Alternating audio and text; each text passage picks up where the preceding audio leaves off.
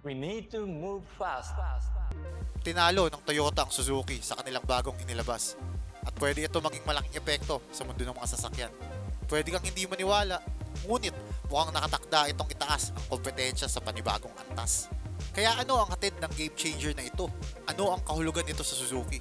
At bakit kailangan mong bigyan pansin ito? Hayaan mong ipaliwanag ko sa'yo. Gaano ito kalupit? Simulan natin sa makina. Mahalaga ito. At maniwala ka, gusto mong malaman ang lahat ng tungkol dito.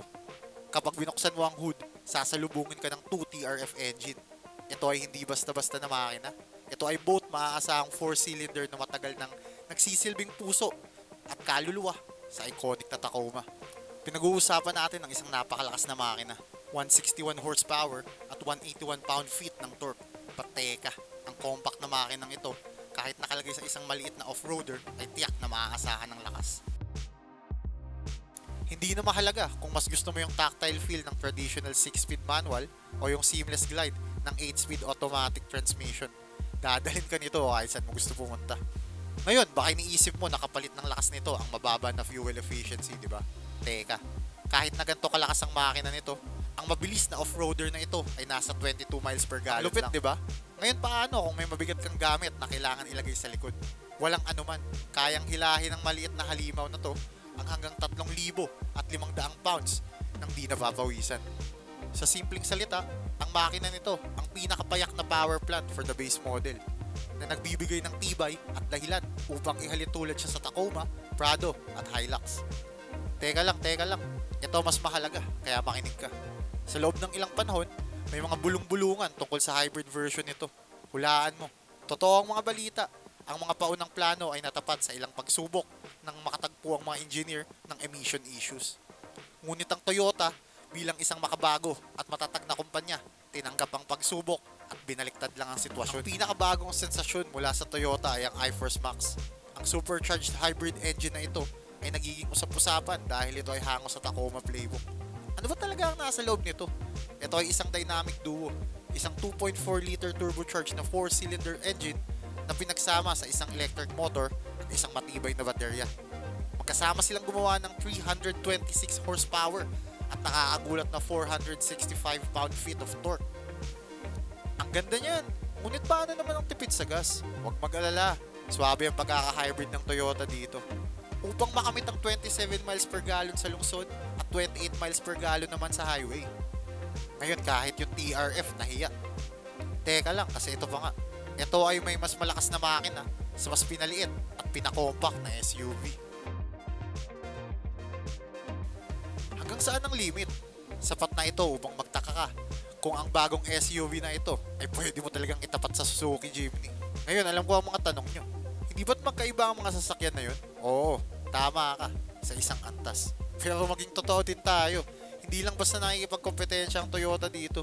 Hindi lang nila gusto makahabol. Hindi lang Jimny ang gusto nila iwan.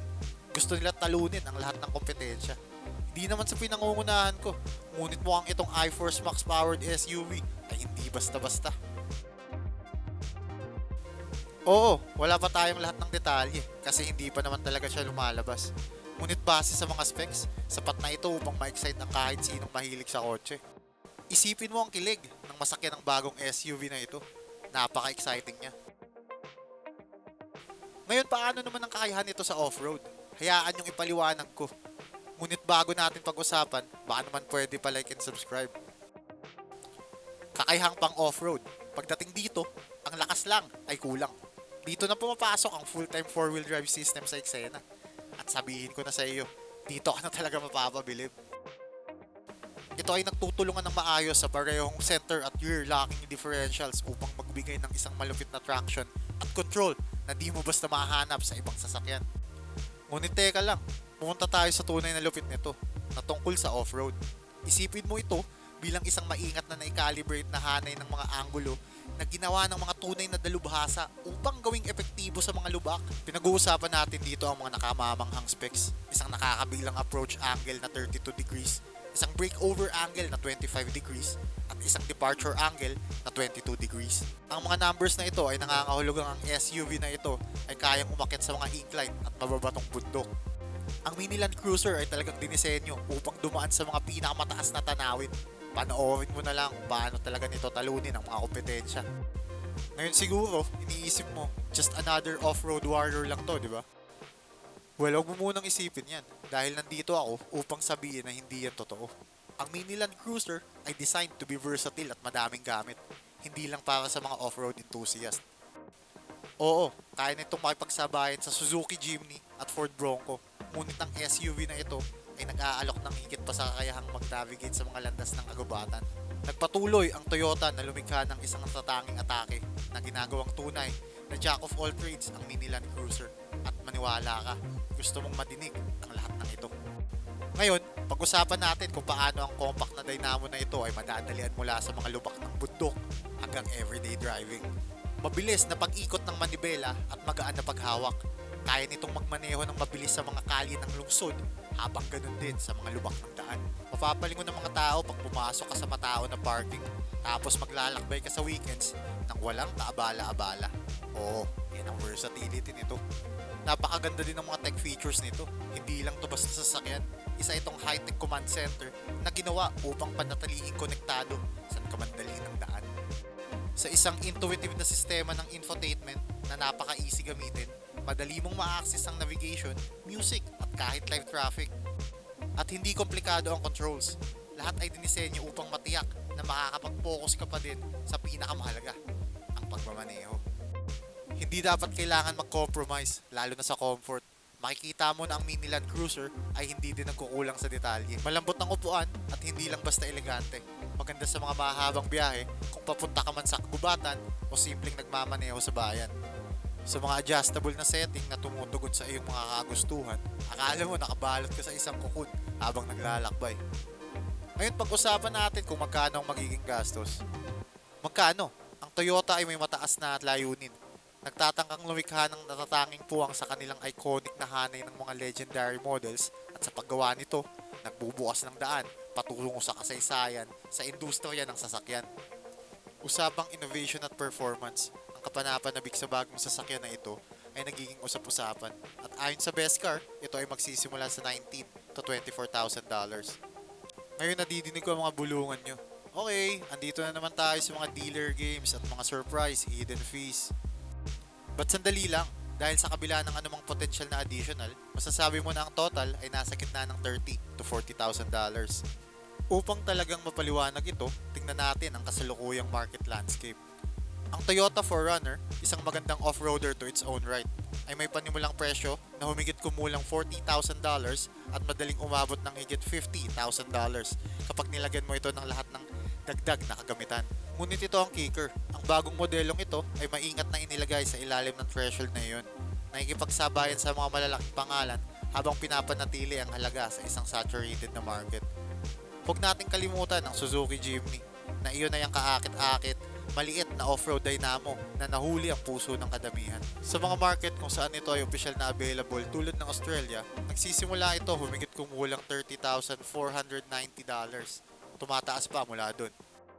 Ang kapalit, hindi ito opisyal na binibenta sa US. Sa halip, ang mga di-opisyal na kinoconsider na rare ay may mataas na presyo o madalas umabot ng $45,000 o higit pa kapag isinama ang mga gastos sa pag-import at pagbabago. Ngayon, dito na talaga nagiging kawili-wili ang mga bagay-bagay. Habang ang ibang mga brand ay pwedeng nagsusumikap na pababain ang presyo ng kanilang mga kompetensya at makakuha ng bahagi sa market, ang Toyota ay iba ang atake.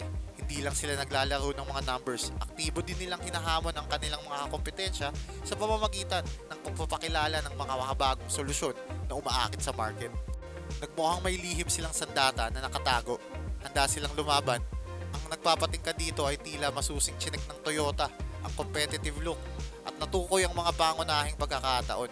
Sinaliksik nila kung ano ang mga nagpamahal sa kanilang mga modelo sa mga mamimili at hindi sila natatakot na kumuha ng panganib. Nakakatuwang makita ang isang tagagawa na ganap na nakatuon sa pagtutulak ng hangganan. Maging ito man ay pamamagitan ng bagong teknolohiya, mga pag-upgrade sa pagganap o mga kaakit-akit na disenyo. Ang Toyota ay hindi lamang umiikot sa mga typical offer. Sila ay lumilikha ng mga pagpipilian na nakakainganyo at nagpapasaya sa mga mamimili na nagnanais ng higit pa sa simpleng sasakyan. Binibigyan kanila ng pagpipilian, isang halo ng function, style at innovation na direktang nakakausap sa mga mahilig maglakbay. Anong itsura nito? Hindi mo maiiwasang mapansin kung ano ang sinusubukang makamit ng Toyota sa pinakabagong paglabas na ito. Hapon at ngayon, at di madali kung makahanap ng modelong kasing akit ng atensyon nito habang naglalakbay ka sa bayan o nag-a-adventure sa off-road. Pag-usapan natin ang panlabas na bahagi sandali. Talagang ito ay isang masterful na halo ng mga timeless designs kasamang makabagong estilo. Yung iconic na harapang grille, agad itong makakakuha ng iyong atensyon. Nakatayo ng matangkad bilang isang mapagmalaking simbolo ng mayamang kasaysayan ng Land Cruiser. Ngunit hindi lang basta maganda ang SUV na ito. Kapag pinagsama mo ang mga klasikong grille sa mga fender flares at square na side mirrors, makakakuha ka ng kapansing-pansing balanse ng tibay at kagandahan. Ito ay isang mukha na nagpapahayag ng confidence at husay na malinaw na nagpapakita na ang sasakyang ito ay handang harapin ang anumang paglalakbay. At sa pagdating ng aerodynamics, sinasabi ko sa iyo, ang sasakyang ito ay isang kampyon sa pagputol ng hangin. Ang inukit na katawan nito ay higit pa sa simpleng pampaganda. Epektibo nitong pinapalit ang air resistance na nagre-resulta sa mga mahusay na fuel efficiency at pinahusay na katatagan kahit sa bilis ng highway. Kaya kahit na naglalakbay ka sa isang weekend getaway o simpleng nagko-commute papunta sa work, makikita mong ang SUV na ito ay dinisenyo upang gawing walang putol ang mga mahabang biyahe habang madali mong nalalakbay ang mga milya habang tinatamasa ang biyahe. At mula sa mga practical na accessories tulad ng roof rack hanggang sa matitibay na off-road lights, ang sasakyang ito ay handang-handa sa pag-personalize. Pwede mong idisenyo ang maliit na sasakyang ito upang umangkop sa iyong natatanging matibay o stylish na panlasa. Mukhang nakakuha ka ng isang pasadyang sasakyan para lang sa paglalakbay na ginawa lang para sa iyo. At aminin mo, ang ganda pakinggan nun. Ngayon pasukin natin ang interior. Pagbukas mo pa lang ng pinto, sasalubungin ka ng kaaya-ayang halo ng comfort at practicality na agad magpapaalala sa iyo ng iconic FJ25. Ang pag-andar nito gamit ang mga knob at dial ay sakto para sa pagharap sa anumang uri ng lupain. At maging tapat tayo, ang potensyal na kawalan ng touchscreen ay maaaring maging isang tampok sa halip na isang kapansanan. Ito ay isang kapagsaludo sa magaspang na kasimplihan na gustong-gusto ng mga manlalakbay na tinitiyak na hindi na kailanman magugulo ang saya ng biyahe. Huwag mo kalimutan kung ano ang ibig sabihin nito for comfort. Hindi lang ito basta-bastang compact SUV. Tapos yung mga leather seats, ipinapakita nila ang maingat na dinisenyong mga kurba at mga setting na pwede mong i-customize. Tinitiyak na ang pagsakay mo ay to the highest level of comfort, maging ito man ay maiksing biyahe o long ride.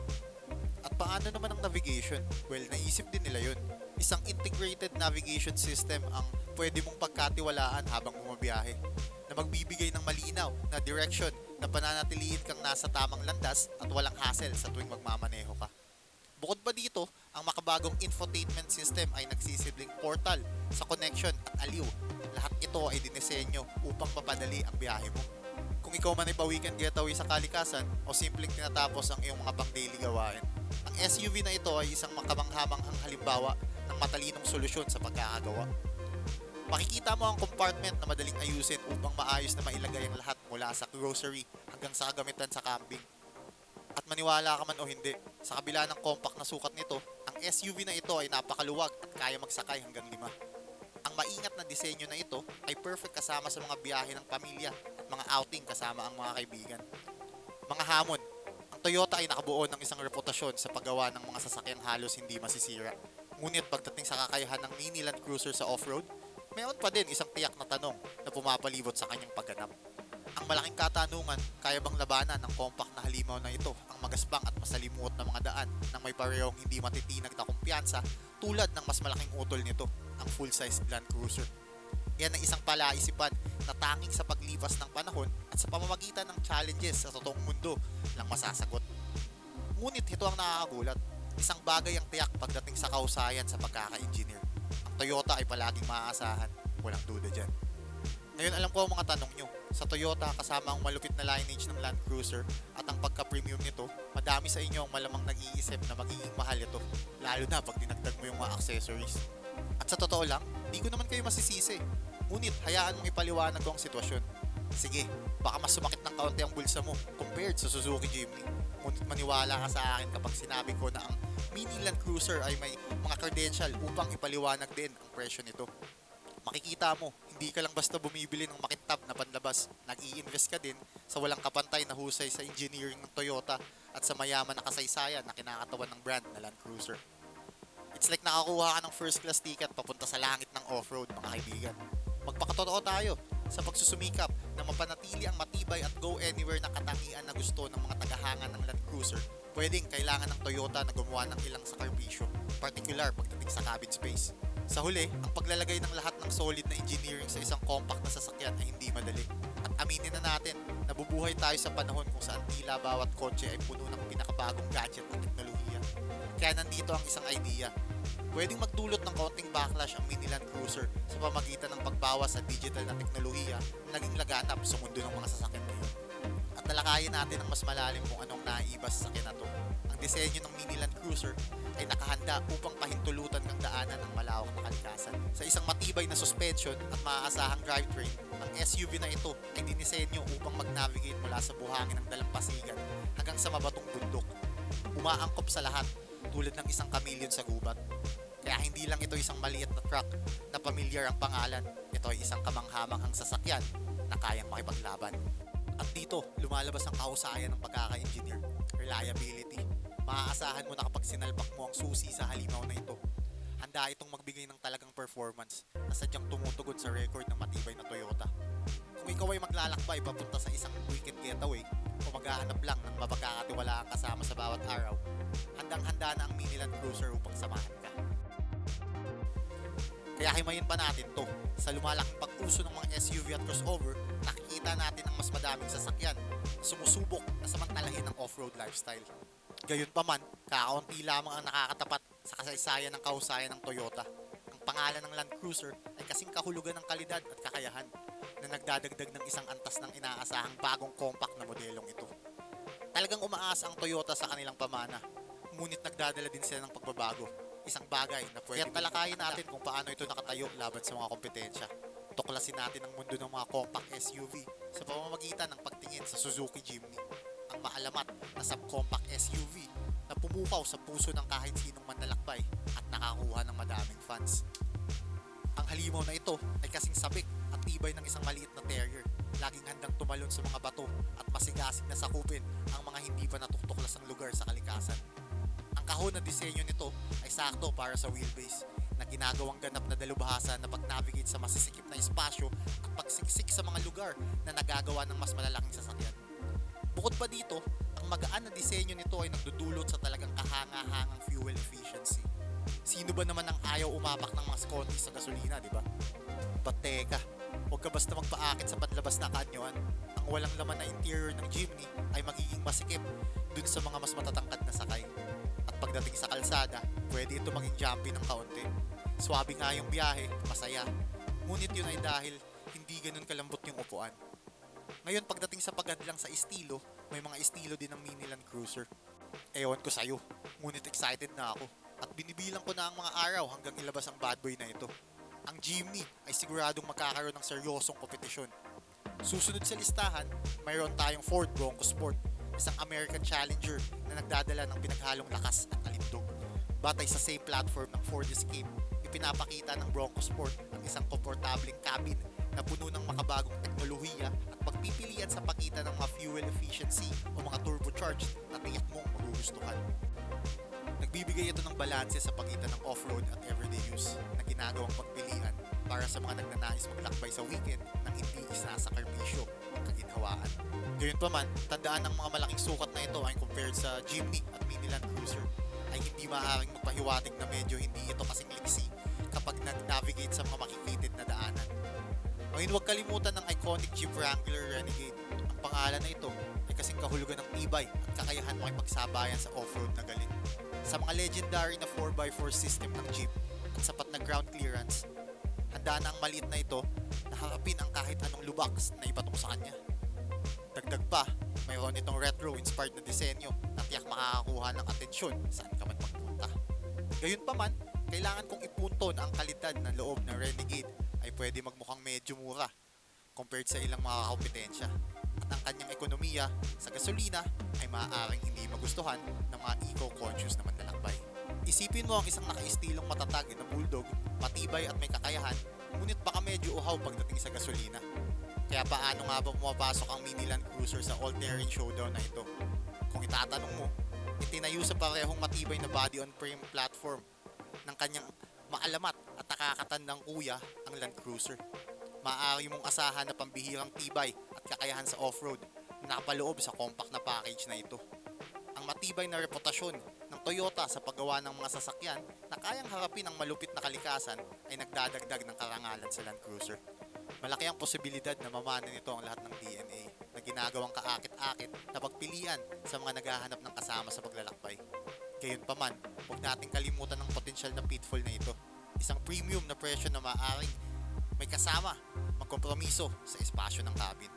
Pero sa totoo lang, kung kayang ipaloob ng Toyota ang kanilang mga maalamat at pagiging maaasahan sa tibay at isang compact at versatile na sasakyan, baka ang maliit na kapangyarihan na ito ay makuha ang atensyon. Ngayon, anong iniisip mo?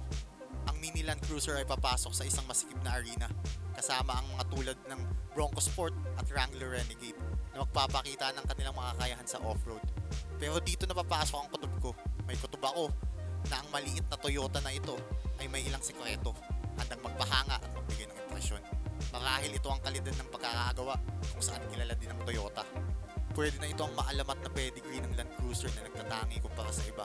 O baka naman ito ang kaakit-akit na cool factor na nagpapatingkad dito sa gitna ng maraming off-road na kalaban. Ano man ang dahilan, isang tiyak, ang mini Land Cruiser ay higit sa inaasahan mo. Kaya habang patuloy na umiikot ang mundo ng automotive sa paligid natin, bantayan ang mini Land Cruiser. Hindi lang to basta compact SUV. Ang mayaman na kasaysayan, ang matibay na kakayahan at ang modernong kaginawaan ay pinagsama-sama sa isa. Madaming salamat sa panonood at magkita-kita ulit tayo sa susunod na video. Salamat!